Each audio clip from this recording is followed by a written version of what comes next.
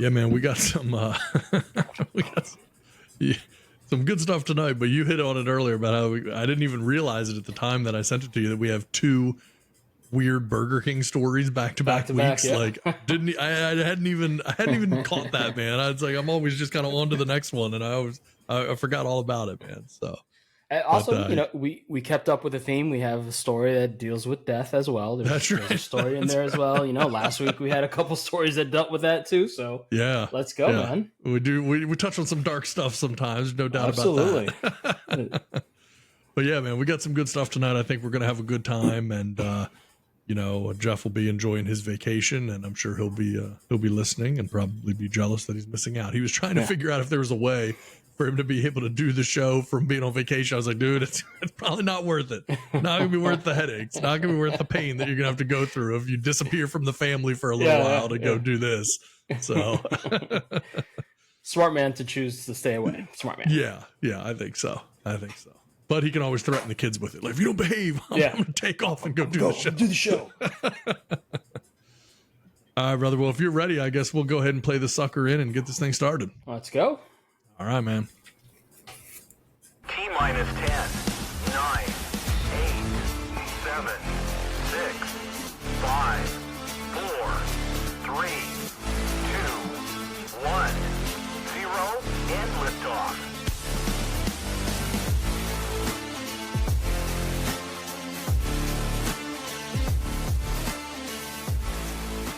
All right. You get the horn show. Tad and Hefe here. What's Brother, up? good to have you back-to-back weeks. It's been a while since you were on back-to-back weeks, man. Happy to have you. Absolutely. No, I'm glad to be back on. It's always fun when we get to chat and go over things. I love the atmosphere is always what it is. We always used to get together and talk and chat, even though we go months without seeing each other in person, and things just roll. And now we're doing a show about it. So let's keep it going. Right. People, I think that there's a lot more that probably goes into this than there is.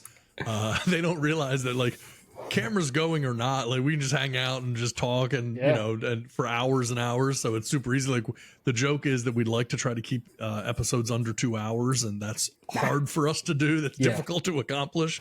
So I intentionally have fewer topics up for us tonight than usual, because every week I'm paring down the number of things so that way we have some opportunity, some shot at least of being able to be under 2 hours. It's well-intentioned, right? We have well-intentions. That's what we do. Yeah, that's right. The road to hell is paved with good intentions. So, but look, man, we do have a lot to cover. And I think, for this episode, we got a lot of non-sports stuff. But we certainly have some sports stuff too, because that's just what's been really big in the news. Here over the last week, we had a few really big things.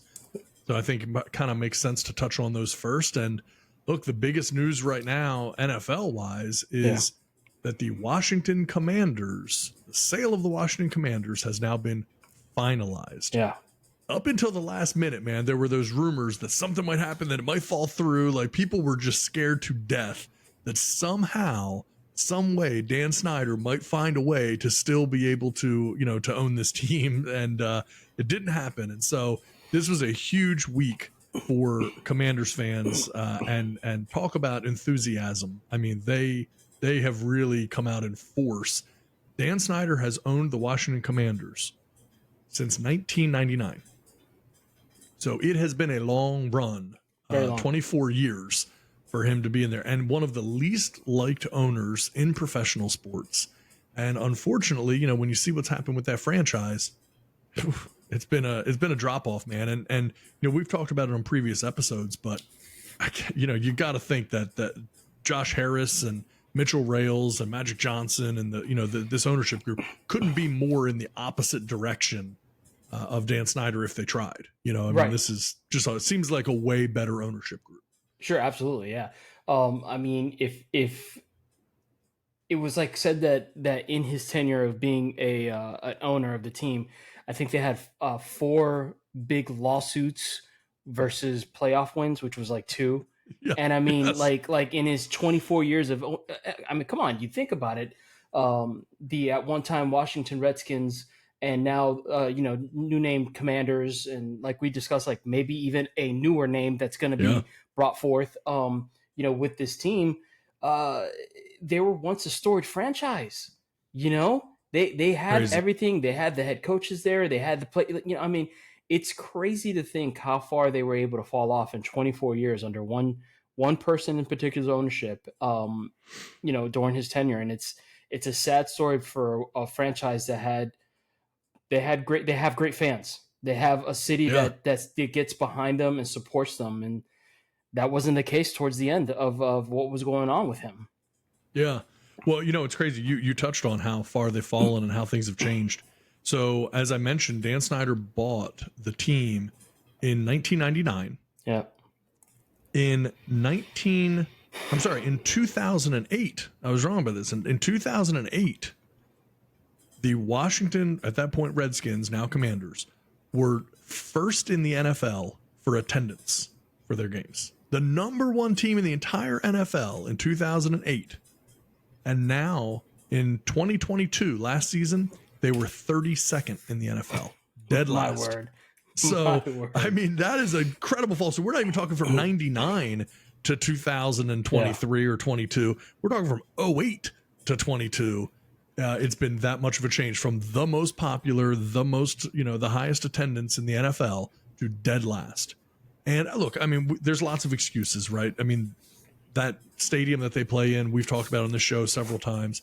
It's one of, if not the worst stadiums in the NFL. Is that right? I've never been. I know you've had the privilege to Yes. attend, so I gotta believe you see a nice thing, you know it's a nice thing. But since you're saying not so nice, I gotta believe you.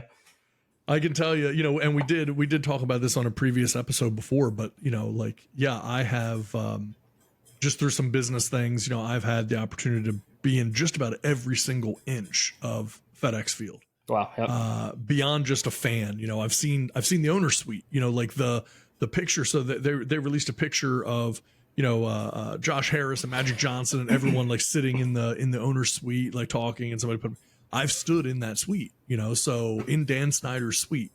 And so I know the setup. You know, I had a suite at the stadium, and I can tell you, it's bizarre. It's weird to go into an NFL stadium and see just paint peeling off the walls all over the place.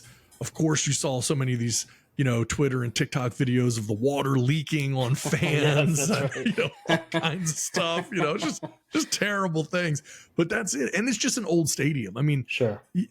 you sure they have to take some responsibility for the disrepair, but also it is just an old stadium, and you know, it's been around for a long time, and it's in the middle of nowhere, so parking and everything is incredibly difficult. Like we've talked about on the show before, but it's like they like took a helicopter in and then just dropped a stadium, and they have a whole bunch of like just little single lane and 2-lane roads that go into it, so No. it's horrible to try to get in and Wow. out of. Horrible.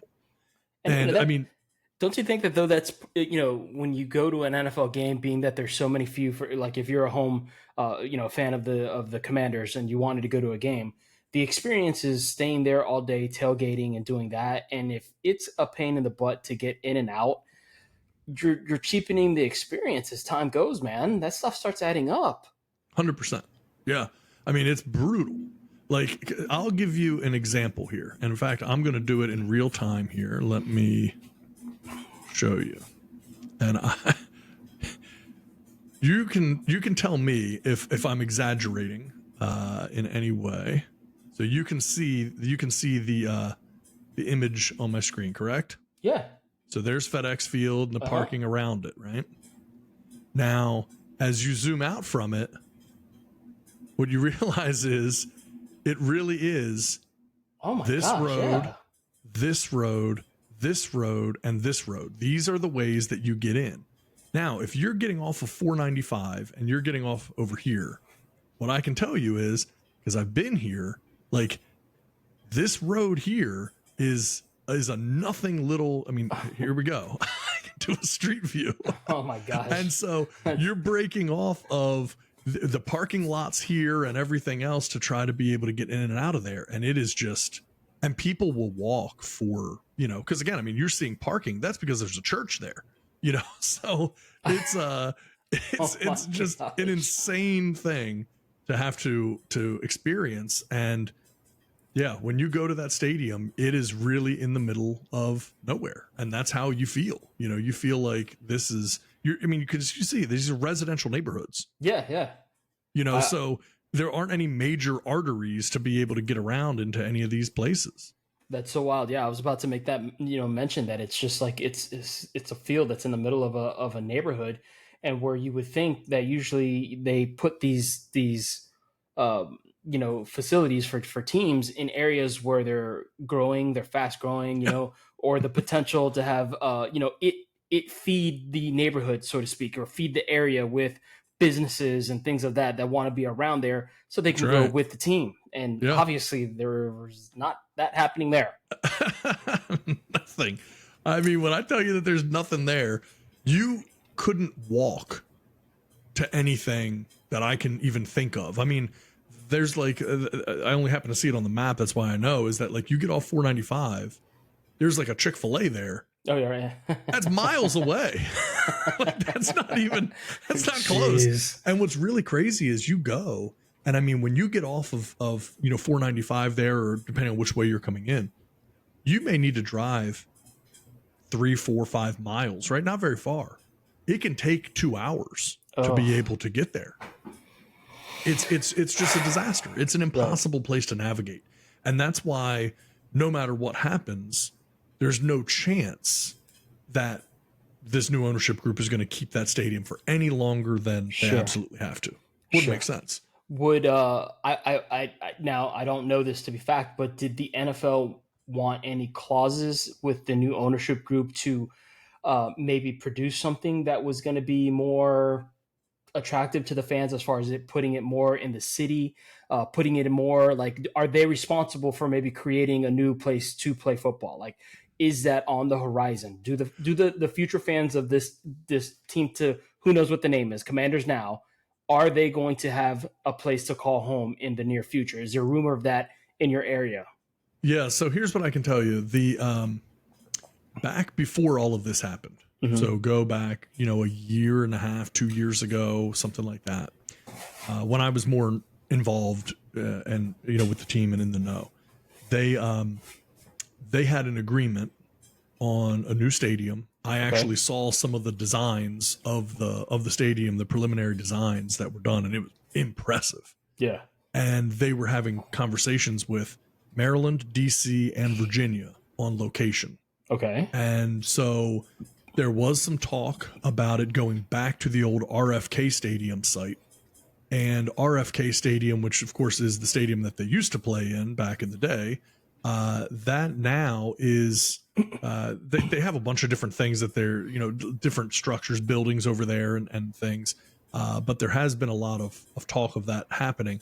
And if you look at RFK, and in fact I will bring that up here quick as well, because it's pretty clear to see a difference very, very fast when you see where RFK Stadium is. So RFK, which is still here, and they've just kind of built things around it, it's actually in DC. That's a plus. So yeah. So you figure, I mean, the White House is here, and it's right here. So it's great. And the other thing that makes a lot of sense from this location, and I'll zoom out just a little further here, is when you're looking at this location here and you're crossing over so easily into Maryland. I mean, first of all, that's 295. So the ability to get around and be right off of the Beltway like that is huge. And you have lots of other stuff that's not far away, National Harbor and all of that stuff, with the MGM that they have there and everything. So you just have all of these other things. And there has been talk about that as another site of possibility as well, like something, closer over to where National Harbor is. But realistically, if you want it to be in DC, I mean, that's DC. Sure. So, and it's a nice spot, I mean, you do have some, some water right there, and you have, easy kind of access in from a wide variety of places in DC. So long story short, this makes a lot of sense. There was also talk of the team buying up some land in Northern Virginia to the west, and building out a whole thing there. So for years, the Commanders, the Redskins, the Washington football team, whatever you want to call them, they've always had training camps in Virginia. So their training camp is in Richmond, Virginia. So you figure that's about an hour and a half or so away from DC. And so that was where they always did it. So, there was always talk about, could they convince the Commanders to come further south to possibly put in a stadium, but you can't come down 2 hours away and consider yourself the Washington, football team. So Exactly. Yeah, so they got to stay in that general area up there. But I think RFK makes a lot of sense, particularly if this Josh Harris group wants to kind of bring them back to their former glory. Sure. Why not go right back to the site of all of their success, but then just rebuild a beautiful stadium? And I know that originally the plan had been that they were going to build a new stadium. Dan Snyder had personally committed up to $2 billion of his own money to get the stadium built. The rest of it would be, of course, through, taxpayers and stuff. And they wanted it done in time for the World Cup in, I believe it's 2026. Yeah, it's happening soon. Yeah. Yeah. But now, since all of this stuff has happened, clearly it has delayed all of that. So there's no chance that a new stadium will be ready in that period of time. Sure. So they're going to be continuing to play at FedEx Field for the foreseeable future. Okay. Well, I'm curious. I'm just curious as to what they would do, because I know their fan base is, they're hungry. They want to do something, and they need something. And I think if they do bring it back to DC, one, it could revitalize the area. It can make the area more, more desirable, or businesses to want to come and hang out and do something. Yeah. So I really, truly hope that they do something of that, for them. It's just going to help them out and help the fan base. And like you said, maybe give them a whole new old feel, if you may. You know what I'm saying? It's a new ownership, new branding. And if they decide to change the name to something else, so be it. I think they deserve it. And I think they'll hopefully do right by the fans and do something. Yeah. And, at least with Josh Harris, there's a history there. The guy owns the Philadelphia 76ers. He's owned teams. He does good work. He seems to run a team the right way. I saw earlier, one of the things that Dan Snyder got in trouble for, I don't know if you'd seen this or not. Dan Snyder got caught selling expired peanuts at the stadium. At FedEx Field, there was a now shut down airline called Independence Air. They had gone out of business. They hadn't created or sent any shipments of peanuts in at least a year. Dan Snyder bought up all of the old peanuts from Independence Air for pennies on the dollar to be able to sell them at FedEx Field. So it's just that type of thing, it's indicative of the whole thing. Can you be surprised? From everything that you're hearing about how this all went down and who he is as a person. Again, we don't know him personally. Don't sound like I ever would care to want to know him personally, but, yeah, just you can't put it past the guy from the things that are coming out little by little. And I'm sure, more to come, you know what I'm saying? The way this whole thing went down with the lawsuits, the emails, Gruden, and just, it's just funky, and it wasn't pretty. And I hope, again, I said it a few seconds ago, let's move on to bigger and better things for them. And let's get, football is better when Washington is doing their thing. Period. Yeah. That whole division is better when you have the rivalries of Dallas going after Washington and Philadelphia, and that whole thing is just fun for football, and we all get to, rejoice, because then those games come Sunday are just that much more meaningful. Yeah, no, I can't argue with you, man. You said it exactly right. Dan Snyder's one of those guys I'm so curious to meet. Just because I'd be so curious to know, you hear so much about him. It's his reputation precedes him. So what would he actually be like? Because I will say, I've had the opportunity to spend some time on a couple occasions with Tanya Snyder, his wife. Okay. And super nice, incredibly sweet lady. We had a great time talking, laughed and stuff. Like it was almost one of those things where it was shocking that she was so cool, because you know who she's married to, and you're like, wait a minute, I can't square this in my mind. And he was actually supposed to be there, but this was shortly after all hell started breaking loose with, allegations and sexual harassment and all kinds of things. So he was kind of laying low for obvious reasons. Smart. But yeah, I mean, you look at that and you think like, man, I wonder, you hear so many bad things, but that guy has friends in his life. I mean, he has to be like, he can't be all bad, right? But I would be curious. Sometimes I wonder if these uber wealthy people just surround themselves with yes men and people that just don't challenge them about things, and maybe he falls into that category. Who knows? Yeah. I I feel bad. How it all. Well, I guess I can't feel bad. I guess he did it to himself, right? All of this is just evident of things that he's done, and it's just coming to light. And I don't know. I know. I know it's going to be fun in the future. That's what I'll say. Well, I'll say this too. I mean, look, it's lest anyone feel bad for Dan Snyder. Oh, right. Yeah. He bought the Washington football team, the Washington Redskins, in 1999 for $800 million. $800 million. He now sells it 24 years later for $6.05 billion. That's some chatter, dude. That's some chatter. I mean, the return on your investment there is insane. Yeah. That's insane, man. And but here's the thing that is wild to think about. So a few years back when the Clippers sold, why did they sell? Is because their owner said some things inappropriately. Right. He gets in trouble. He probably bought the team then for the Clippers. I think it was something absurd like $27 million. He ends up selling the Clippers for $2 billion. You know what I mean? Like, it's crazy that these people are ending up getting financially rewarded for things, it takes money to make money, I guess. And he had the money to buy it then, and he's making a hell of a lot of money now. So just to be able to answer your question, Donald Sterling bought the Clippers for $13.5 million.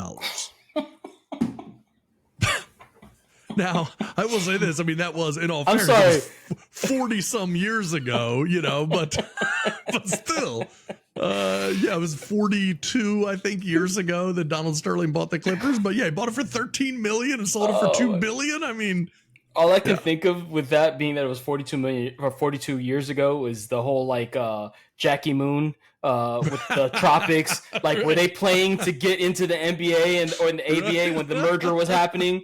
And he just so happened to have $13 million laying around. And holy cow, that's insane. 13 mil. Yes, wow. $13.5 million, man. And here's what's really crazy, too. And you started to touch on this that I think is really an interesting point, is that when you look at Dan Snyder having bought an NFL team for $800 million and selling it for over $6 billion, you look at Michael Jordan buying an NBA team for $275 million and selling it for $3 billion, over $3 billion. You look at what these guys, and they're failing teams. Yeah. Teams aren't good, right?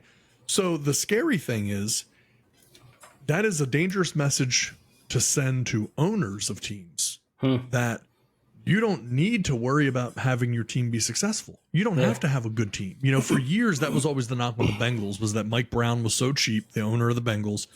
Like, they were never going to spend any money. They didn't care about being successful because he was just making money from owning the team, and that was good enough. Sure.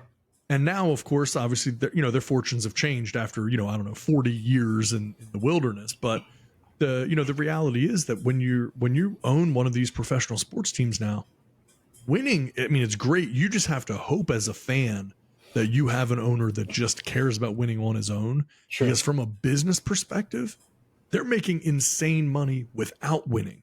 I mean, the Charlotte Hornets were one of the worst teams in the NBA since Jordan has owned it. And he, many X'd his money from $275 million over $3 billion. You look at Dan Snyder, again, I understand it's over 24 years. But from $800 million to $6.05 billion, and they're terrible teams that actually got worse when those people took over as owners, and it doesn't matter. They're shattering records, Yeah. I mean, and to give you an idea of how much those records have been, broken, when you look, because now the Washington sale is the highest dollar amount ever paid for a North American sports team. Yeah. And I think for a professional sports team in general, I don't think there's any price that's ever been paid more than that. So not that I've ever heard of anything near that. But I mean, think about the other owners too. Now they hear that number, right? Like what then is your franchise worth if you are a successful winning franchise? Like the number just keeps going up. And that to me is Denver crazy. looks like a steal because the Waltons were able to buy Rob Walton, the heir from Walmart. He was able to buy Denver for $4.35 billion. The Denver Broncos. So how in the world you got the Denver Broncos for 4.35 and Washington sells for a full $1.5 billion more a year later? I mean, it's hard to believe that it could be going up at that rate, but sure. It is. Yeah, so. And not to lump Michael Jordan in with Snyder and Sutherland. He obviously was selling for different reasons. But definitely his return on his investment is something to be awed at, I guess. Yeah. I mean, Dan Snyder has a 656% return on his investment. Yeah. And so, I mean, look, if you were putting $10 in, you'd be like, oh, I'm pretty happy with a 650. When you put 800 million in and you get that same 656% return on your investment, you're cleaning up at that point. Yeah. So good for Dan Snyder. All right. So let's talk about another little change that has happened. And this going from football to football. There you go. With Lionel Messi making his debut for Inter Miami soccer. And boy, I mean, this was hyped. It was a huge story. I mean, Messi's one of the most legendary soccer players in the world, in the history of the sport, everything. And for him to decide to come to America and not on his last legs, like really should have retired 3 years ago type of thing, like what David Beckham did when he came over. It was like, okay, he has a name, but he's clearly not the guy. Messi's still really good. And that's just huge for American soccer.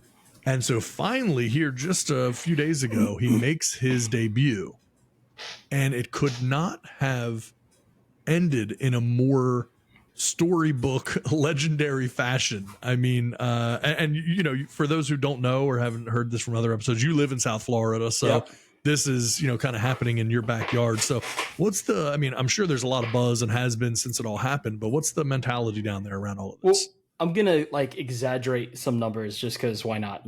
Call me on it. If you are you fact checkers out there, just get the facts and you can send them into the show. But it was something like the in Messi's debut to the Inter Miami, they had probably a Twitter following or X. What are we calling it these days? Twitter or X? I don't know. Well, it's Twitter as of today, X probably as of this evening. Okay, there you go. So they had a following of, just call it 100,000 fans, around the world locally. When it was the day it was announced that he was coming on board and it was official, I think the number of fans on Twitter jumped up to, again, exaggerating numbers, but 4 million, overnight, to a team that didn't have that presence. And now it's still steadily growing. The number is just going absurd. And good on Messi for taking the chance and doing this, because don't be fooled. He did turn down a lot of money because there was a report that Saudi Arabia was trying to give him money to go over there. I think they were in the upwards of $400 million to go play for the Saudi Arabia League. Excuse me. But when Messi came down here, Apple TV, there's a contract with the MLS with Apple TV. He's going to get a share of that money that comes in. Smart. Right. Okay. Because he's not just a person from Argentina. He has fans around the world. He is global, man. So them doing this is just going to hypen everything up with the MLS. And I'm not going to say that it's going to legitimize the MLS. They're not going to end up, I still think they're a few years away from being one of the big sports in America, right? Like soccer, like football, baseball, and basketball, like in hockey. I think it'll eventually get there, but what it's doing is now legitimizing players from around the world that have these contracts with these Premier League teams to let them know that, hey, there is something else that you can do if you still have gas in the tank and play in a competitive league. Like I know I'm it's not the Premier League, guys. We understand that. We know that for football, there's a lot more going on there. But as far as the storybook that happened, he comes in, he doesn't start, right? They bring him in off the bench. And of course, I follow a lot of the local sports guys that are down here, and reading different things on Twitter and whatnot. And they're all talking, when's he coming in? What's going to happen? What's going to happen? He finally gets in the game. Late in the game, it's 1-1, right? And all of a sudden, we get a PK. He gets fouled, and guess who steps up? Of course, it's going to be Messi. Less than 2 minutes left in the game, right? We're about to finish this thing and end it with a 1-1 tie. And what does he do? Sticks it. He bends it like Messi. And that he penalty makes kick, it, man. boom. I mean, they show some of the angles, from different people's shots. I mean, he hits that penalty kick, and it really does just like whip around there and curve right in. I mean, it was pretty unbelievable. Yeah, like you said, it is storybook. I don't think you can make a better debut. Off the bench, comes in, hits the game-winning goal, and yeah, I mean, it was a who's who that was down there, right? A lot of people come down here, don't know why during the summer, but they do have, spend time down here, and you heard story of Kanye was down there, LeBron, like all these people just in support of what he was doing, trying to get a ticket to go see him play on American soil and do his thing, and it was quite amazing, quite a thing for people down in Miami, which, by the way, the game was not played in Miami. It was played in Fort Lauderdale, but they just are Inter Miami, and that's just so happens to be where they play their games for right now. So don't yell at us, fans. We know they should be outer Miami. Yeah, exactly. But yeah, man, awesome. What do you guys think? I mean, obviously I'm inundated with information and stuff like that because I'm down here, but like up by you, I know MLS has a great following up in that area in DC and in New York and in Seattle. So what were you hearing around your circles about it? Yeah. I mean, I think it's just a huge situation in sports, right? It's like, for me, it's not like I'm not talking with tons of people who are personally that interested in soccer. Yeah. But, I get that. But it is huge just as a sports story. And when you think about the impact that, something like Messi doing this could have, I mean, he's earning $60 million a year just from Inter Miami. Then he has Adidas, Apple, all of these other ones as well. I mean, they're saying that the total comp on his deal, like over the lifespan of it, with everything, that he'll earn well over $1 billion because he's also getting equity in the team. Yeah.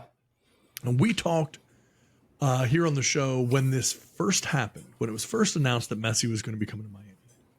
And we had done some research and we found David Beckham, when he came over, one of the deals that he made to come over was that he was allowed to purchase for like an absurdly low number, like something like $25 million or something, the rights to an expansion team. So he did that with Inter Miami. Boom. So now he has that. Inter Miami, just in terms of in general, it's the soccer, and MLS's growth has been huge. So it would have already been huge. Then he is able to leverage that relationship to bring Messi in. Yeah. And now the value on what it does for David Beckham is unbelievable, to where all of a sudden Inter Miami, that he was able to pay next to nothing for. I mean, it's going to be unbelievable what Beckham will make. So everyone's talking about Messi. The real winner is David Beckham. Yeah, right, for sure. I mean, it's incredible what what's going to happen for him.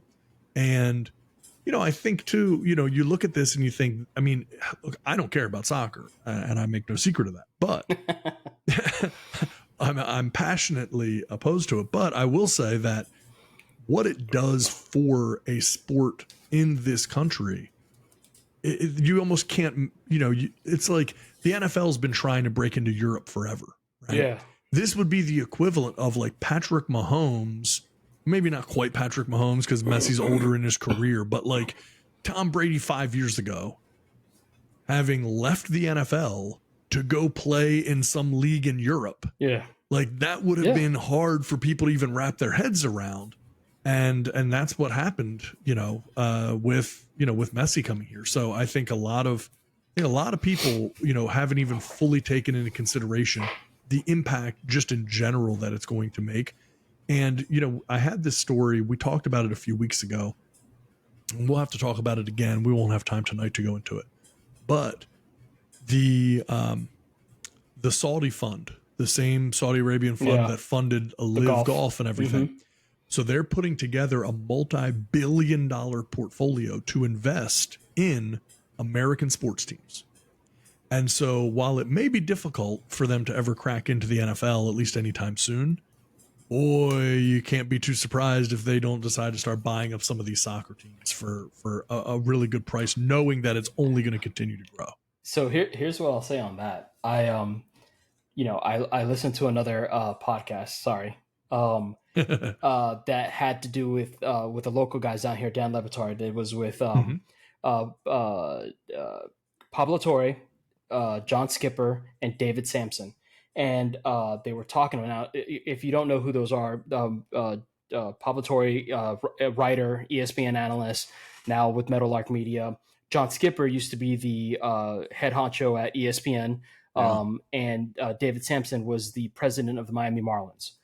So you have a background on what it is they do. And I know we don't want to get lost in this. However, what is happening is like what you said about the Saudi Arabia group is that they are actively looking to invest in teams, sports teams, right? Because they know that the money's there and they're trying to, what people are believing, they're trying to kind of like try to get out from under all the bad press that they've gotten that themselves into. And so they're trying to do these things by actively seeking out sports teams and whatnot. And so what John Skipper had made mention to, which I had no idea about it, is that owners are starting to realize that the benefits of owning a team, whatever the percentage is, as long as you are at 51% owner of a team, you have all the right and say of what happens. But if you start chunking off more and more of those percentages off to other people, those people get the benefits and you keep your benefits of being a team owner. And so the podcast is excellent. It's a great listen to. I don't mean to be pumping somebody else's podcast there, but the more we listen, the more we learn, right? And we know. So, but this one was quite interesting in the sense that the things that Skipper, because you would imagine that he has negotiations. He had to negotiate with the ACC, the SEC. He was involved in all these things, so he kind of has a feeling of what it is.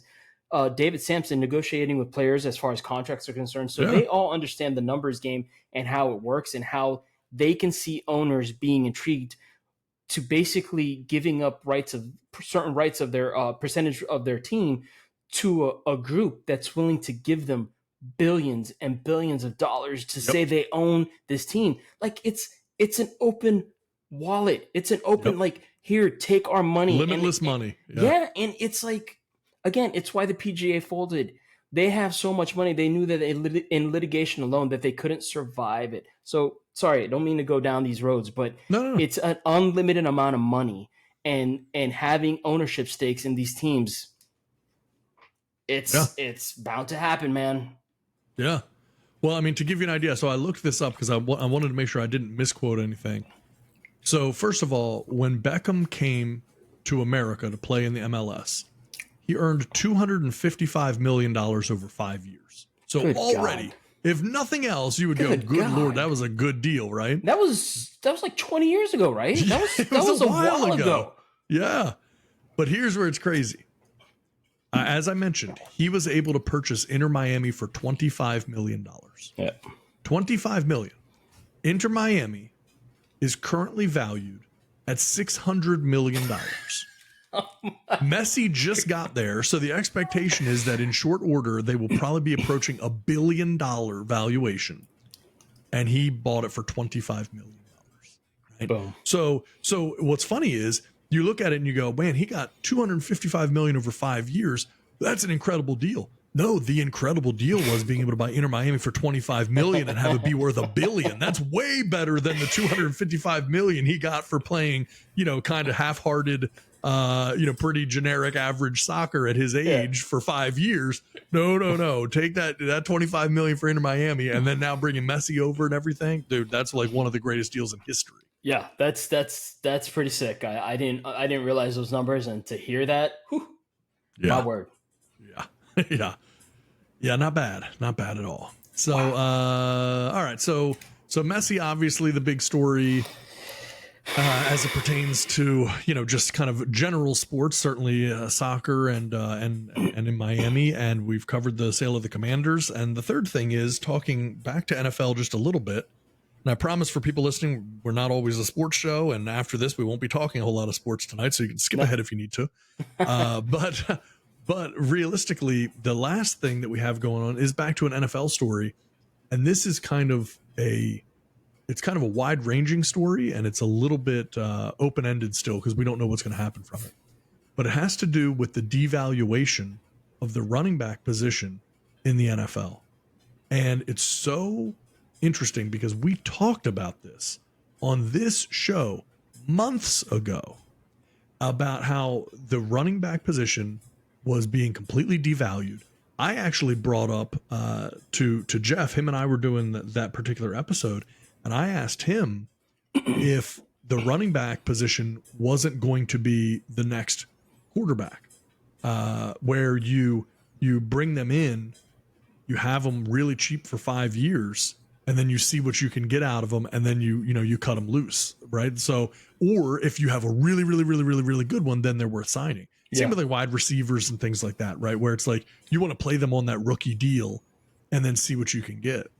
And we went back and forth. And, one of the things that Jeff said, and I give him total credit for this, was he said, man, these running backs are not being represented properly by anybody, which was true. We talked about what a failure the NFL Players Association is because it doesn't have the players' actual, concern and goodwill at the forefront of their minds. But more importantly, he said that they need to band together and they should threaten to go on strike or actually go on strike because they're not being cared for. They're not being represented.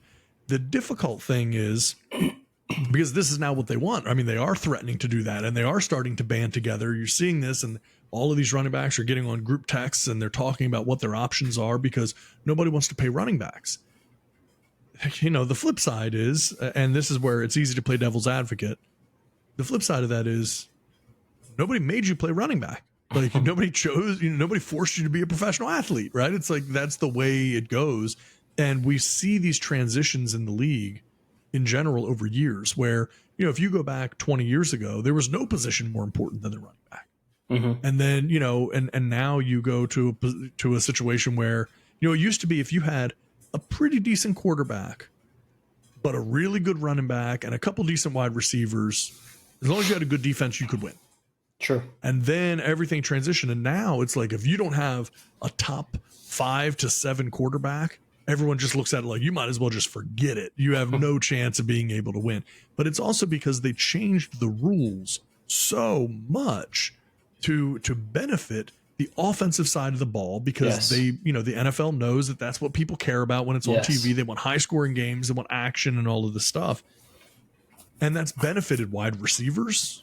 It's benefited quarterbacks, benefited tight ends, but it hasn't done anything to help the running backs. And actually it's just the opposite because by empowering quarterbacks and wide receivers and tight ends to do all of this stuff and the penalties being called so differently now make it so much easier for receivers to be successful. It devalues the running back position because now it becomes less important and teams don't even care. And this really started, what do you think? 8 to 10 years ago, you started hearing more about the running back by committee, that whole thing. Whereas like there was no stud running back anymore. Teams didn't want one running back. They wanted 2 or 3 that they could just rotate through and keep everybody fresh. But when you do that, that means that none of those guys is overly valuable because it's the cumulative effect of all of them going together that makes it work. So I don't know. What do you think about the whole thing? So like you were saying, you during that time period, you always had probably 5 running backs that were head and tails above the rest. Whether you were running back committee or not, you always had maybe about 5 running backs that were going to be the top shelf running backs. And then, like you said, then you'd have 2 running backs per team that would try to take over the workload as they went. The crazy thing about this whole thing is that they were interviewing Nick Chubb after they had their Zoom meeting to kind of figure out some things. You had to get invited, all the running backs and stuff like that, and they went on there. He said that it's the one position that the better that you do, the less valuable you are in the future. So if you run for 2,000 yards that next year because you ran so much, you're considered less valuable because chances are of you doing that again is like, it's the one position that you just hand the ball off and there's somebody in your face immediately. Right. You're just getting constantly pounded on. So I understand what they're saying in the fact that the more work that they get in or that they do, the less valuable they are. Because remember, it starts at a young age. And when you have teams in the NCAA right now that rely on the running game to open, it is the thing that opens up everything else on a offense is a running game. These guys are already getting the ball 30, 40 times in from Pee Wee League all the way up into the NFL. So yes, there is something to the fact that they're constantly getting pounded on, and they last 5 years or whatever the average is for a running back in the league, because they've been getting hit from such a young age all the way through to now they're getting hit by professional hitters. They're all, people that are getting paid to do this for a living. And so for me, it's like, I get what Chubb is saying, that they're less valuable, but also I see the value in what has just happened in college football with now people be able to paid on NIL deals. Oh yeah. Yep. And so for me, it's like, they're not obviously going to make the money that they were going to make in the NFL. However, it's something to be said that these guys can now start getting paid a lot earlier for what it is that they're capable of doing. Yeah. No, I mean, it's a great point. Great point. And I think, it's difficult. I mean, this is what's tough, right? If I'm a Nick Chubb, I'm a Derrick Henry, whoever you want to, Josh Jacobs from the Raiders, any of these guys. Naturally, I'm playing well. I deserve to get paid. I want to get paid as much money as I could possibly get paid. Sure. Right? Let's go to another name, though, that's a pretty sizable name in the NFL. Pretty big name. People know. Saquon Barkley. Yeah. Saquon wants to make top dollar. But what has he done to earn top dollar outside of having a good year last year? Yeah. And he and Saquon defenders would say, well, he had injury issues. That's why he wasn't able to do anything. And that's exactly right. He had injury issues and he didn't play and he wasn't there for the team and he got paid the whole time. There's value to an injury, whether you like it. It may be negative value, but there's value to knowing that you're injured. Yeah. And so, when you look at his, statistics on Saquon Barkley, I mean, put it this way. For the 2021 season for Saquon, he had 162 carries for 593 yards and 2 touchdowns. So when you go back and you look, and I mean, look, we can go back. I mean, this is so in 2018, played well, had 1,300 yards. 2019, barely cracked 1,000, had 1,003 yards, 6 touchdowns. 2020, 34 yards. No touchdowns. 2021, 593 yards, 2 touchdowns. So he was still getting paid in 2019, in 2020, in 2021. Nobody's saying, okay, well, give us that money back that you didn't play because you were injured. Let's go to a Todd Gurley. Think of all the money that Todd Gurley got paid, right? And so he made all the money. But guess what? He didn't earn much of it after that, right? Because he had a lot of injuries, was never able to be healthy, and his knee was bad. And the next thing you know, he retired at like 28 years old or something like that. And it's sad, but that was the situation. You can't blame Todd Gurley for that. It wasn't his fault, but that's still the situation that happens. And so you say, okay, well, I want to get paid because, It's a high risk position, and I don't have long to play, and I should be able to make as much money as humanly possible. But then they pay someone like a Todd Gurley, and then he's not able to play. There's no way to get any of that money back. And so one of the things that we all talked about on our group text is, and Jeff suggested this, and and I think we all kind of piggybacked on it, was why not just have all contracts be incentive laden contracts? Right? Like maybe there's a base pay for a quarterback, a wide receiver, running back, like slotted pay. Just like, think about it. There's a rookie wage scale, right? Yes. Rookies come in when they get drafted, and they're slotted in at certain amounts of money based on where they got drafted and what their position is and all that kind of stuff. Thank you, Jamarcus Russell. Yeah, exactly. So then if you look at that the same way and you just go, okay, well, why not just have something where a third year quarterback gets paid X across the board? And then above that amount is incentives. So if you end up being a third year quarterback that doesn't end up playing much, maybe you're just on the, you got the misfortune of being drafted to a team that didn't end up playing you very much. Okay, well, at least you have a guaranteed minimum. And then if incentives, happen, then great. Meanwhile, if you're Patrick Mahomes and it's your third year in the league and you're already lighting things on fire, well, guess what? You're going to make more. You're not being kept at that slotted pay. You would have all the incentives. And same thing for running backs, right? I mean, like you could do that, but then I think the tricky thing is then you suddenly are going to have teams that players won't want to play for. Right? And so that's the whole thing. If you know you're a running back and hey, all my pay is tied to incentives, but that team over there doesn't really run the ball very much. There's no, I'm not going to want to go there. Right. Yeah. So it starts to get tricky. It's hard to make everybody happy. It is. I think sometimes the wrong person got the right contract. Ezekiel Elliott, right? He got a monster contract. And outside of the fact that there was a lot of wear and tear on him, but he didn't do anything for owners that are willing to want to pay a running back that does well, because the decline that he had from when he got that monster contract, like to where he is producing, like right now, you know where he's at? No, nobody knows. He's a free agent. No, he has no team right now. Yeah, he's sitting at home hoping somebody calls him. So, I'm sure he's grateful that he got all that guaranteed money, because right now he doesn't have a team. Another person that's out there that's looking to get signed that's been released was Delvin Cook. Now, right now, unfortunately, there's some reports out there of some things that have happened. We're not here to judge. We don't know what's true, what's not. But what I think that could happen here is, because this is a league of opportunity, I think that these running backs right now, that if they don't come together, the scary part of this is that there are people that are willing and able to step in to do what it is that those guys are doing. And that's a chance that these running backs are going to have to be taking, because it's an opportunistic league. You know what I mean? If your opportunity is there, you take it and you run, because there are desperate people out there that want to get out there and they want to make some money to be playing the game that they love. You know what I'm saying? Yeah.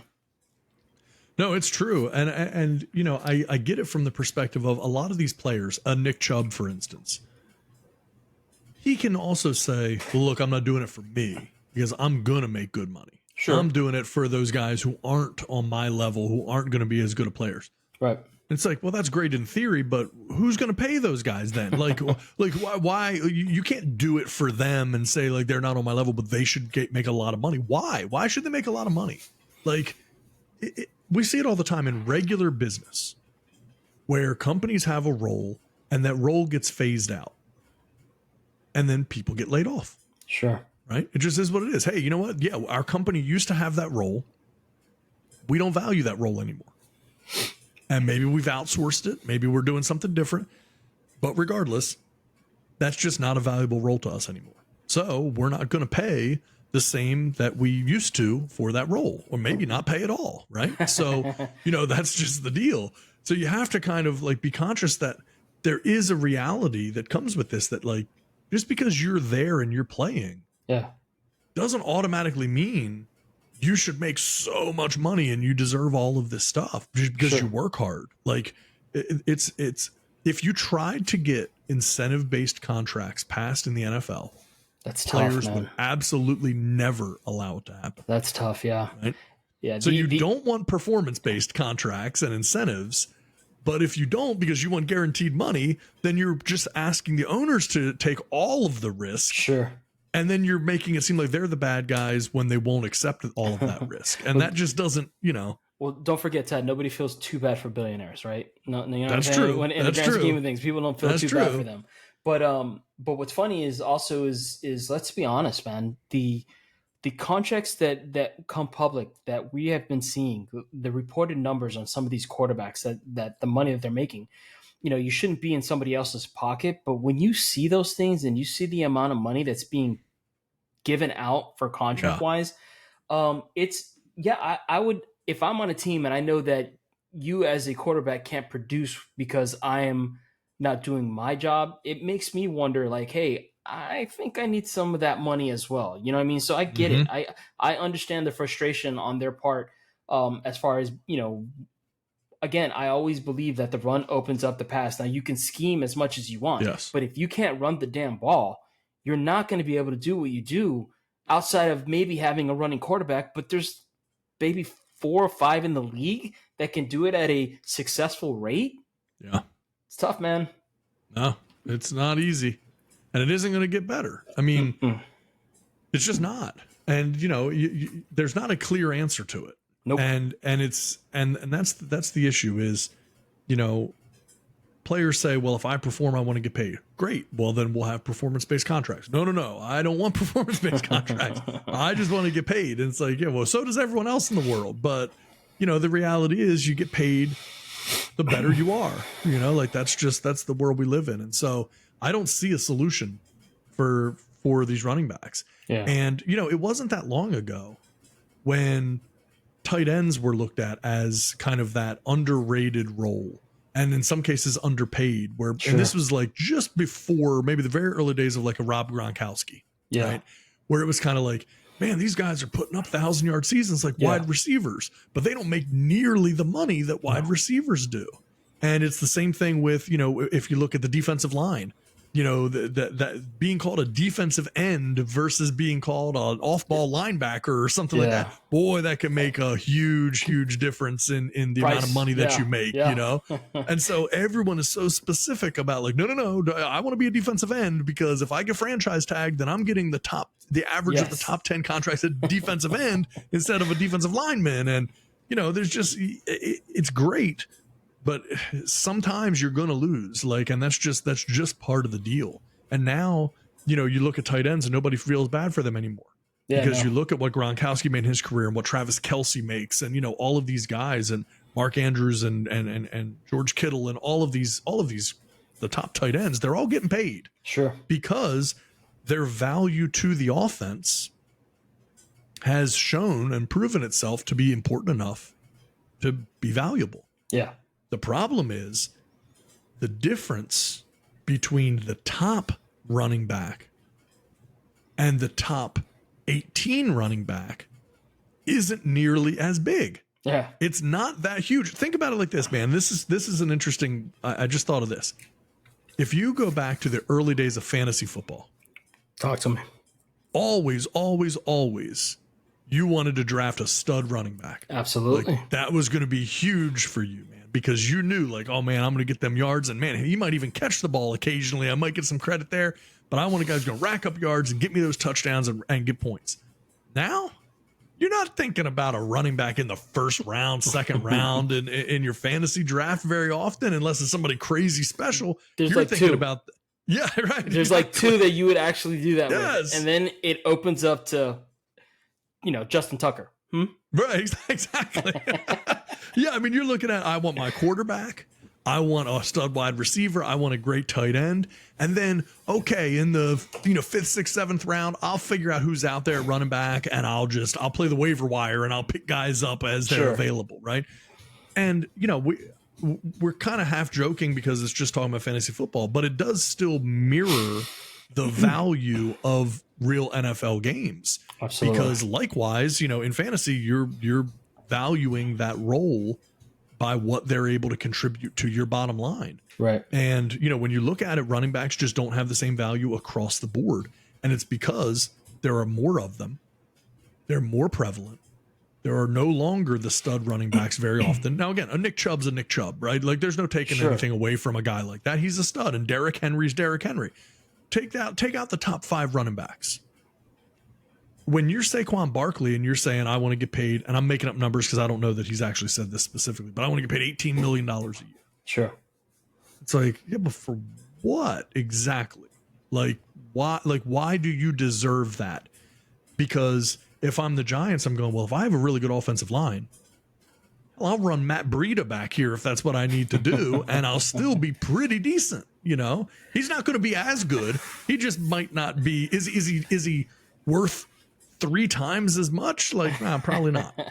Here's what I'll say, because I know our beloved Jeff is not on the show today, and I love a good conspiracy theory, right? Just like him. I thought it was quite ironic that an article came out in one of the New York papers, if people still read that, but I'm sure it was posted on their online services. How important and how they feel Daniel Jones is a great runner. Yep. And he is why they invested money into the future and why Saquon isn't going to get paid. Really, it's just kind of ironic that article came out and they're not willing to pay Saquon his money, but because they believe that they have, a stud quarterback in Daniel Jones. Yeah. I'm sure he can get some yards here and there, but come on. Yeah, that dude is not a come on. That's not a real running threat. I mean, and here's what's crazy. Okay, so this is from CBS. Okay, so there's no confusion about like whether or not this is a legitimate source. Apparently, the Giants made an offer to Saquon Barkley that would have paid him an annual average salary of $14 million. And that wasn't good enough for him. $14 million a year. So then they said, okay, well, if you won't take the 14, we're going to franchise tag you. So then when they put the franchise tag on him, the franchise tag pays $10.091 million. I know it was 10, yep. So then it's like, okay, so then you don't want to take 14. We can franchise you and you'll get paid 10. And so my question, whether it's for you or for him or for anybody, is what exactly does Saquon Barkley think he's worth versus what he is worth? Because he's saying 14 million is not enough. And like, what do you think that is? Because they say, according to Spot Track, Saquon Barkley's market value is currently projected at $47.8 million over 4 years. That's an annual salary of just under $12 million. So that makes him a little bit better than franchise tag, right? So not by much, technically a top 10 running back, sure, right? We could say that. But that would mean that the team was overpaying him to the tune of $2 million a year in what they were offering him, and that's not enough. So what are you supposed to do, right? Christian McCaffrey currently leads all NFL running backs, $16 million a year. Alvin Kamara, Ezekiel Elliott, Dalvin Cook make $15 million. Now, again, are you happy that you're paying any one of those 3 guys $15 million a year? I don't know that you are. I'm not sure. I know you're not happy about Ezekiel Elliott. No. And then Derrick Henry, Nick Chubb, Aaron Jones, and Joe Mixon are the only other running backs who currently make at least $12 million per season. And so I just named most of the really good running backs in the NFL who aren't still on rookie deals, right? So then it's kind of like, okay, well, who else deserves to get paid? And yes, look, you see it right here behind me. I'm a Ravens fan, right? J.K. Dobbins certainly is going to get paid, but he's still on his rookie deal, right? So like, he's not that guy. No. And so, you look at these guys, you go, who's missing from that list? Well, Saquon's missing from that list. He's been on his rookie deal, right? So like, okay, now's the time that he's looking to get paid, but 12 isn't enough. 14 isn't enough. That's a no-win situation if you're the team, because there still has to be a line. Sooner or later, you got to draw a line and say, we got a whole bunch of other guys on this team that we still have to make it work. Sure. And we still have a salary cap. We're not one of these sports that doesn't have a cap. Yeah. So we've got to make it work within a salary cap. And, there are limitations. So I wonder if location has something to do with it. Because I believe in the state of New York, you get taxed like 15 different ways.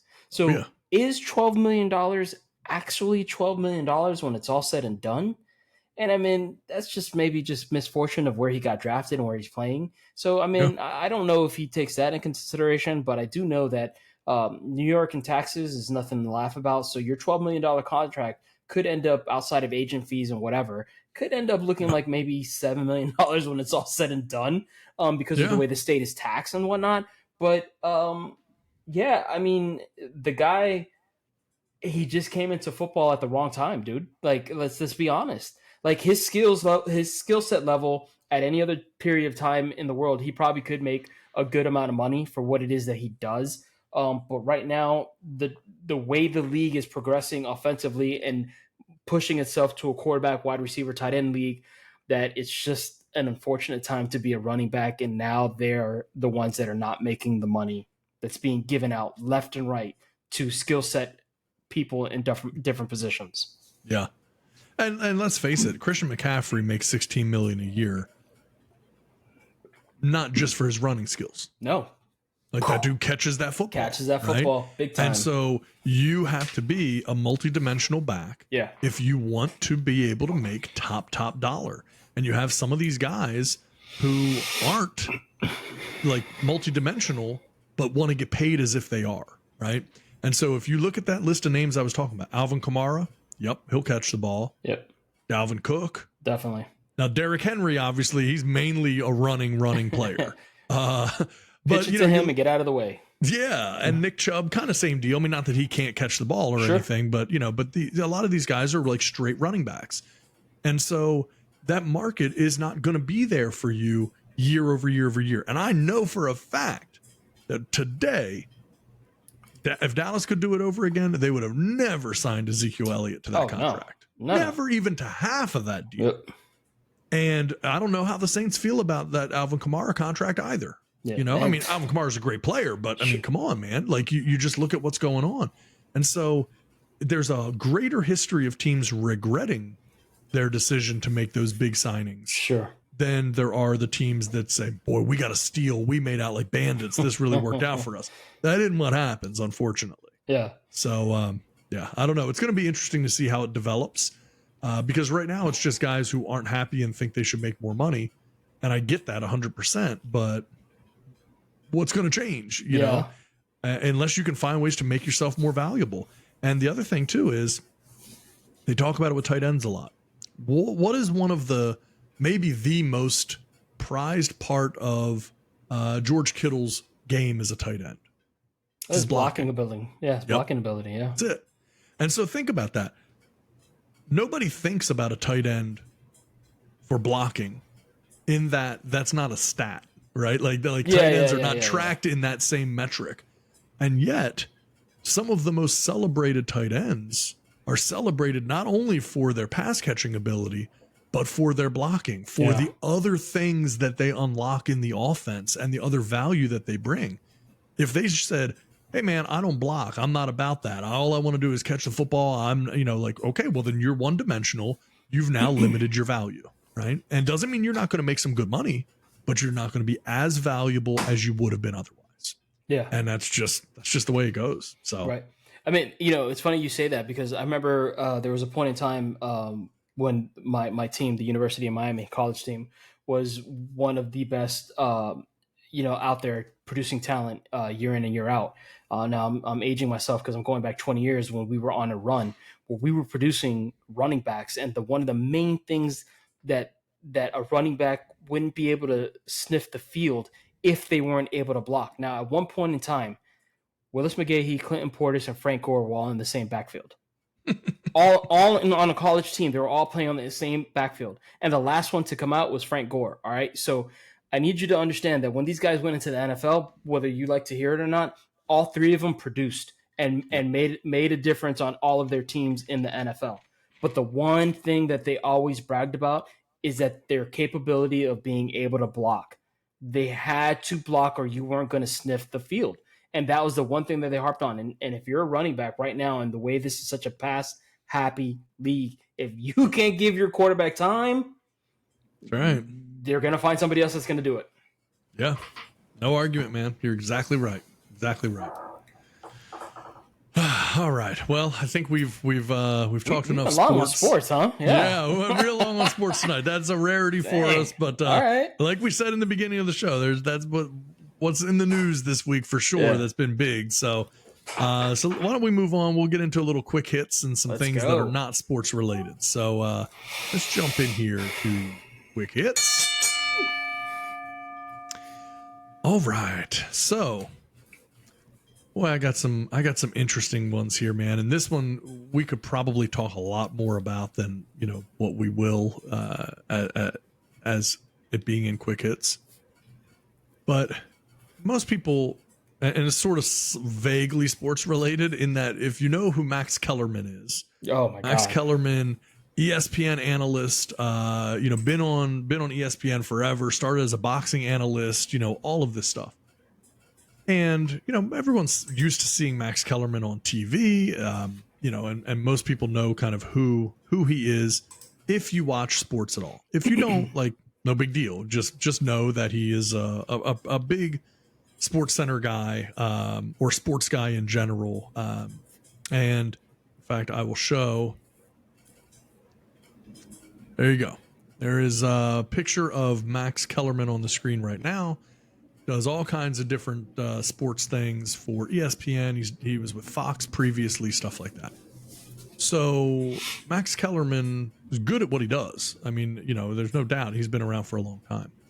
But his background, his backstory is so fascinating.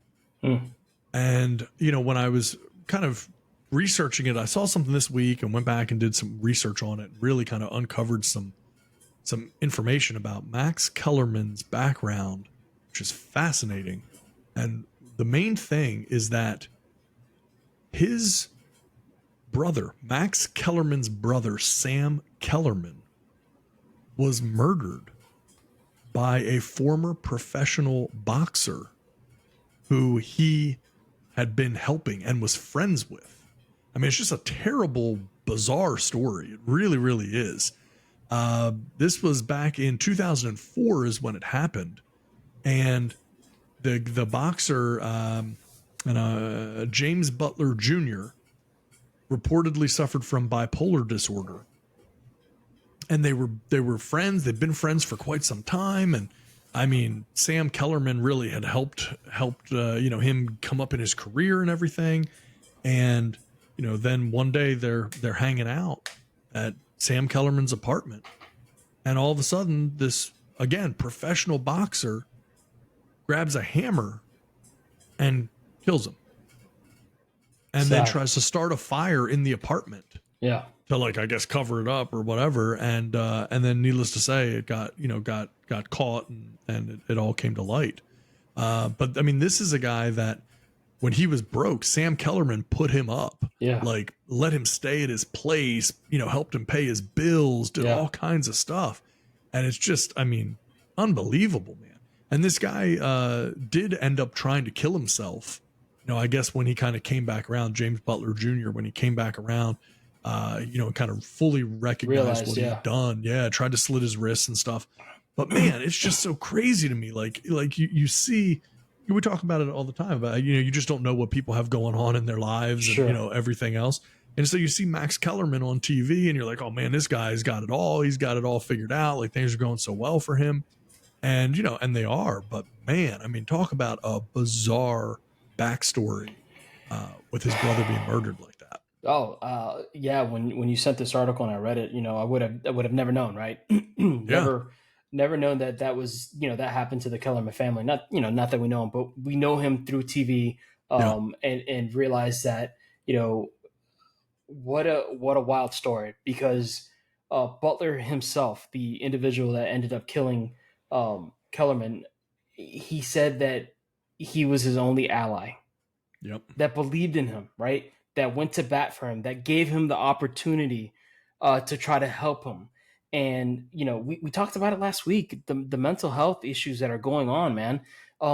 It's not easy. And it's unbelievable that, he was dealing with bipolar and he ends up killing the guy that was trying to help him to get back on his feet, to give him another shot at doing stuff that he would actually, listen to on different things in the boxing community. Cause he was, I don't know if he was owner of a gym, but he had access to a gym and he was trying to get him back on his feet.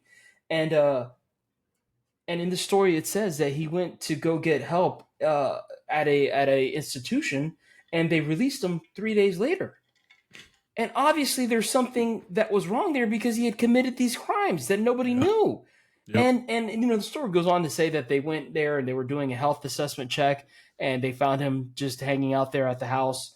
And when the police walked in, they saw that there was a blanket over him, and he stated that, I didn't want to see him anymore, so I put the blanket over him while I was watching TV. Yeah, man, that's dark, dude. Scary. Like that's insane. And to think that he was, he purposed in his heart to reach out to try to help this individual, and because of not anything that maybe been diagnosed or taken care of, prior to, ends up costing him his life when he was trying to do the right thing. That's heavy, man. That's a heavy one. Yeah. And look, I mean, it's not a fun story. It's not a funny story by any stretch. It was more one that I just thought was fascinating. Like when I saw it, because again, you just don't know. Like I had no idea. And maybe other people did, right? Maybe people know Max Kellerman, and his background with, and what happened with his brother. I did not know that. I'm familiar with Max Kellerman being on TV and everything, but I did not know, his whole story with his brother. So clearly, obviously, rest in peace, RIP to Sam Kellerman, because that's just a terrible situation. But I just thought that was such a sad story, but also just a strange story. Yeah, absolutely. And the boxer that killed him, James Butler Jr., he got sentenced to 29 years and 4 months in state prison. So kind of funny how that ties right into what we talked about last week about the increase in prisons, the decrease in mental hospitals. Here's a guy suffering from really clear bipolar issues. And, he's gone through treatment. And what happens? 29 years in prison. Jail. Now, does he deserve to go to prison for murdering someone? Absolutely. Absolutely. But the problem is that there aren't things in there that are going to be able to help him from a mental perspective and a mental health perspective, right? I mean, that guy's, it's just lock him up in a cage and let that be the end of it for the next 30 years. Sure. But, there has to be a better answer. I don't know what it is. I'm not going to pretend that we know what it is on this show, but there just has to be a better way than take someone with mental illness who does something horrible, and then you just, you think you've solved the problem by locking them up. Just doesn't make a lot of sense. So anyway, that's that. Let's move on. Quick hits. Let's go. All right. So let's lighten the mood a little bit. I saw this the other day, and man, I just thought it was worth talking about. On April Fool's Day in 1998. Yes, I love this story. Burger King temporarily crowned the champion of April Fool's Day. They took a full-page ad out in USA Today announcing the release of a specially made left-handed Whopper. And they put serious money into it. So they literally did all this market research, and they said they have 1.4 million left-handed customers. And so they had done all of this work. They've rotated all condiments 180 degrees, thereby redistributing the weight of the sandwich so the bulk of the condiments will skew to the left, thereby reducing the amount of lettuce and other toppings from spilling out of the right side of the burger. So the thinking is, if you're one hand grabbing that burger with your left hand, we're going to put the condiments here, so when you're holding down, nothing's going to fall out here. And Jim Watkins, the senior vice president of Burger King marketing at the time, explained that the left-handed Whopper was the ultimate have it your way for our left-handed customers. The ad stated that the new burger would initially be available only in the USA, but that the chain would consider rolling it out in other countries who have large left-handed populations. They're going to study countries, whoever has the most left-handed people will go ahead and roll it out here too. And people legit believed that this was real. So I'm saying this because this wasn't just a scenario that like it's like some silly thing and people don't buy it. Like, no. People like thought for sure that this was real, and they started to become inundated with people reaching out looking for this left-handed Whopper. And they actually had to come clean and tell people like, no, this isn't actually real. We didn't.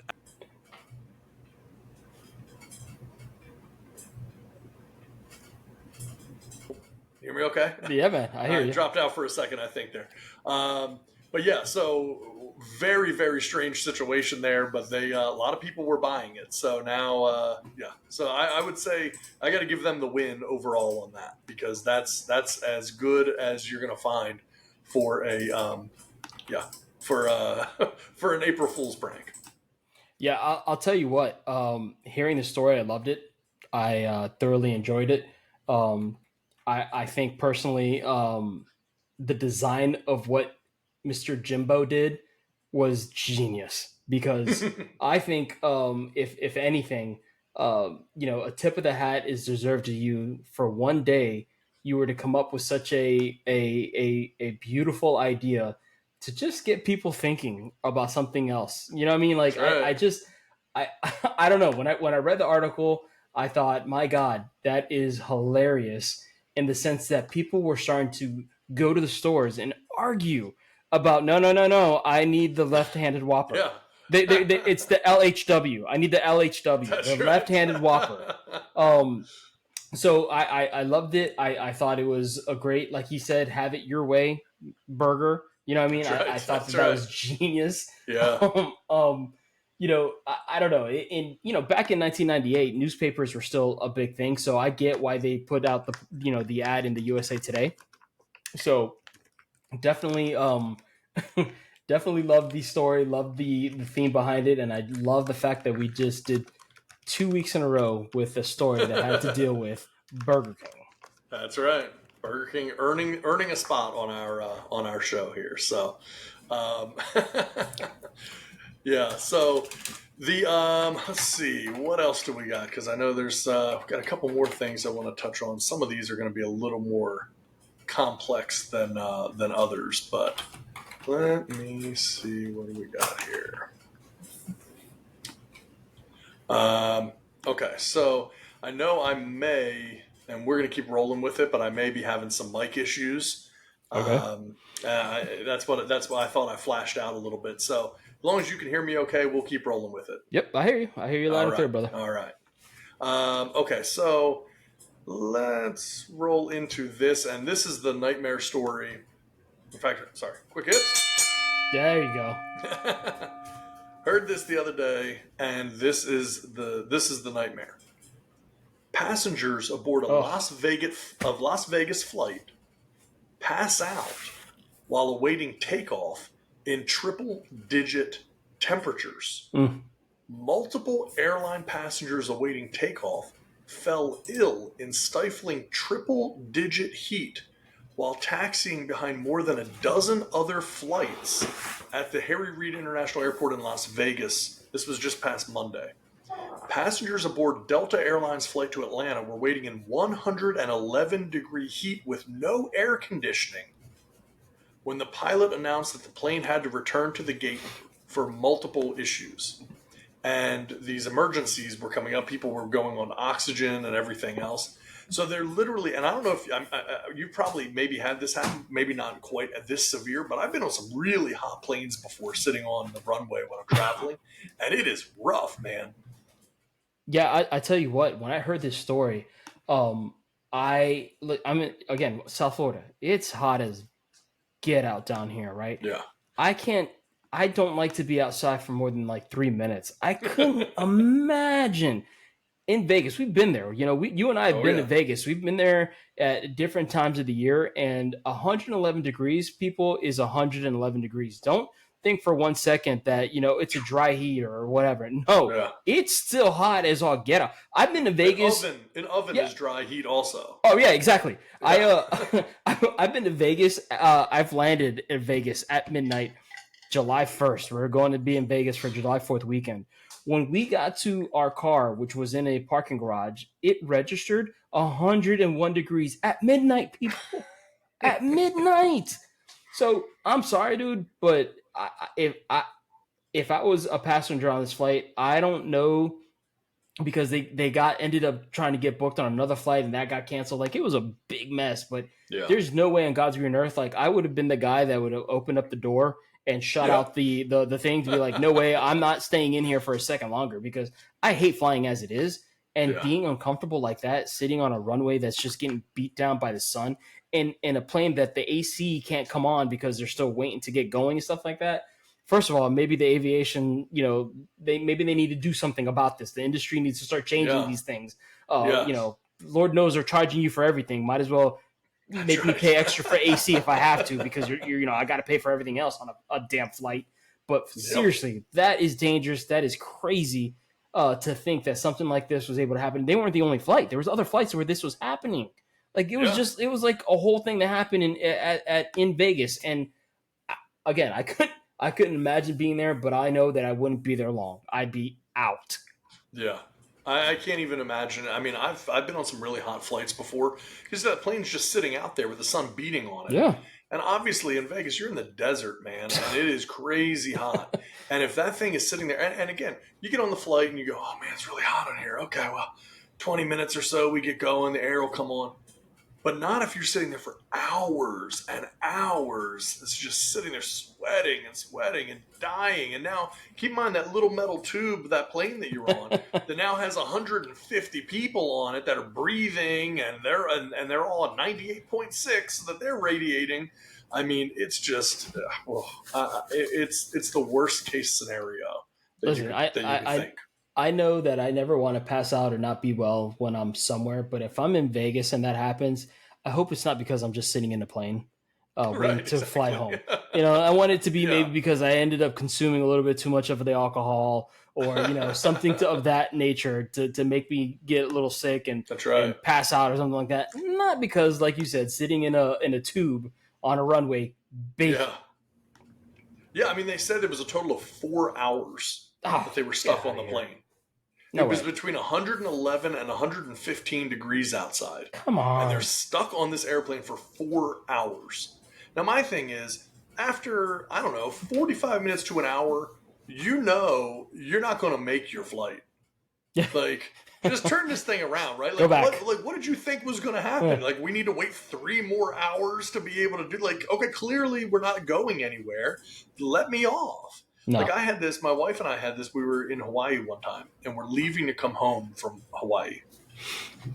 And we're in Honolulu, in the airport. And the flight's delayed. We finally get on the plane, get everything boarded. We're sitting there waiting. Plane's not moving. We're like, come on. Then they tell us there's a problem. And we got to wait. Then they eventually deboard the plane. We all have to get off the plane. Okay. We wait. We get back on the plane. We wait. More delays, more issues. They deboard the plane a second time. Get us all back off the plane. We're waiting. Now, keep in mind, we're exhausted, right? We've been in Hawaii. We're trying to get home. We're already going to be jet lagged. We're jet lagged now. Now we got to go back home. And it was, God, I think 8 hours that we were stuck. No way, dude. But we weren't sitting on a plane the whole time, thankfully. But yeah, there was like 8 hours that we were stranded in the Honolulu airport, and 2 different times ended up having to get off the plane. And really, there's no good way to have mechanical issues with an airplane. Sure. But man, when you're leaving Hawaii, a remote island, and that most of the rest of your trip is just going to be over the ocean, it's like you really don't want to hear about technical issues and maintenance problems and stuff. I know it's not that much better to be on land, but at least there's maybe you can find a cornfield somewhere or something. There's zero chance in the water. So ended up being fine, but man, it was a long day and it was not fun. In this report, they said that the aviation department is going to check into what happened with these flights and what was going on with it. Again, because Jeff's not here, and I'm going to go ahead and be the conspiracist that I am. Did somebody on that flight have a real good day at the casino and maybe something happened where they call the plane back so that they can get that person back at their hotel so that they can maybe drop some of that money that they may have won. Back at the table. You know what I'm saying? Like, come on, you can't put it past Vegas. Let's go. That's right. That's right. They built that whole town on a 1% odd, right? So if they can get you back there just one more time. Let's go. But what's crazy is they did finally cancel the flight. Mm-hmm. So it's kind of like, okay, well, if you were going to cancel it, why'd I have to sit in here in a sauna for 4 hours before you were willing to cancel it? Just cancel the stupid thing sooner. So sad, man. I would like. I'd be. I don't know that I would have been able to get back on a plane. I'd be like, I'm renting a car and going home. Yeah. Yes, exactly. It's like, let me off. Yeah. Just, I don't care what happens. Just let me sit in the airport. Like, at least if I have to do that. Like, I had a trip a while back, and I was actually, God, where was I? Was it in Utah, maybe? I think it might have been, Denver.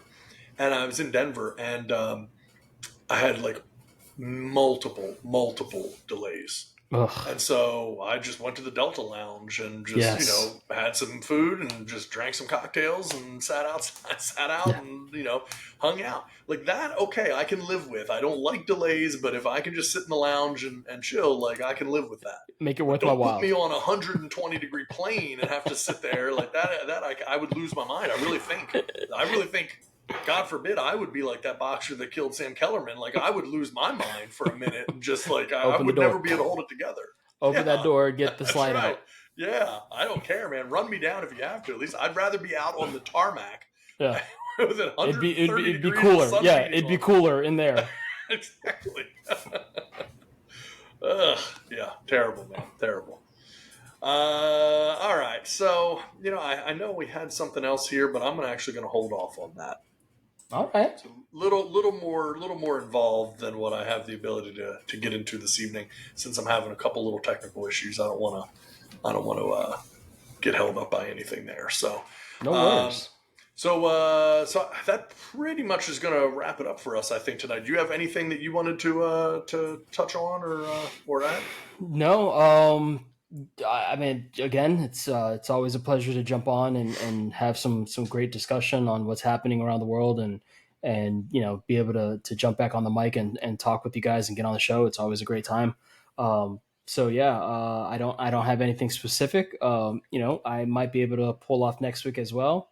Nice. If anything comes up, I'll definitely give it to you guys so we can dissect and see if it's worth discussing, and we'll rock and roll. That's awesome, brother. All right, man. Well, listen, it was a pleasure having you, as always. Hopefully, we'll have more of you on here soon. And in the meantime, we appreciate our global audience for tuning in, and we'll talk to you soon. So have a good.